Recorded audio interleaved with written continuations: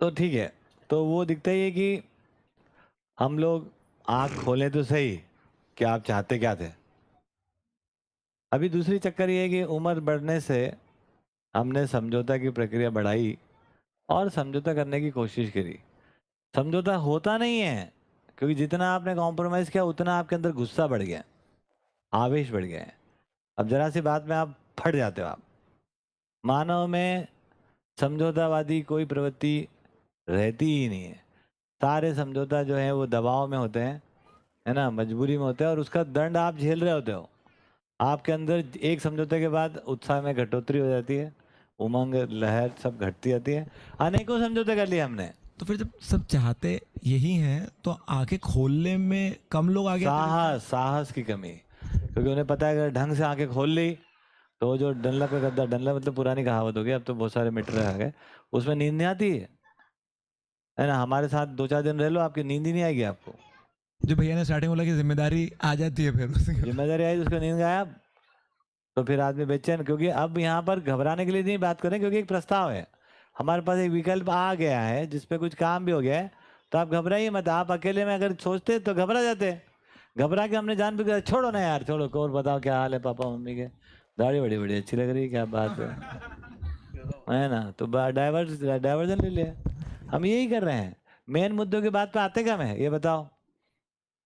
करो अपनी पत्नी से मेन मुद्दे की बात की, चल क्या रहा है तुम्हारा, हमारा रिश्ता जा किधर रहा है, इसमें उपलब्धि क्या है, क्या हम पाना चाहते थे, क्या हुआ, अभी पता चलेगा, अभी कुलकुल कुलकुल चालू हो जाएगी। देखो तो सही जरा 4 लाइन बाद सब उसके नीचे सड़ रहे हैं, इसलिए बात ही करने को तैयार नहीं, क्योंकि बात करते से पता है फट जाएगा मामला। तो जितना भी ऊपर से शालीनता बनी हुई है ये भी चली जाएगी, है ना। तो अब ये संभव है कि आप एक बार जागेंगे तो उत्तर अब उपलब्ध हो चुके हैं, हम लोग समझ सकते हैं। और सबको जरूरत है, ये छोटे छोटे बच्चे परेशान हैं, सारे स्कूल जाके परेशान है। स्कूल से पढ़ के आने के बाद नौकरी नहीं मिल रही है, सब पूछ रहे हैं बच्चे क्या कर रहे हो, क्या कर रहे हो, क्या मतलब क्या है। कोई महिला से पूछ लो क्या कर रहे हो, नहीं जी मैं कुछ नहीं करती। कुछ नहीं करती। मैंने पूछा अच्छा ब्रश नहीं करती क्या, तो ब्रश करती, टॉयलेट भी मांजती, हाँ करती, खाना बनाती, हाँ, इतना सारा करती, फिर भी कुछ नहीं करती। क्योंकि करना इज इक्वल टू गिनो, गिन पा रहे कि नहीं गिन पा रहे, है ना। तो ऐसा हो गया। तो अब क्या हो गया कि भैया बच्चे बड़े परेशान, सब आके पूछो क्या करते हो, है ना, नोट कैसे कमाते हो, जिंदगी जी रहे हैं ऐसा बोलने का साहस आ जाए। जिंदगी जीना है, जिंदगी क्या है, कंप्रेहेंसिव है, टोटलिटी में है, उसमें एक भाग है अपने आवश्यकता की पूर्ति के लिए कुछ कुछ कमाएंगे जमाएंगे, क्या आपत्ति है ना। हम इतने कल्पनाशील विद्वान हैं, कर ही सकते हैं।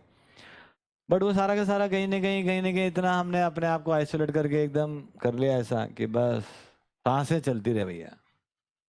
अब तो सांसों पे ही जिंदगी आ गई, है ना। जिंदगी का जो भव्यता था वो तो कहीं ना कहीं छूट गया।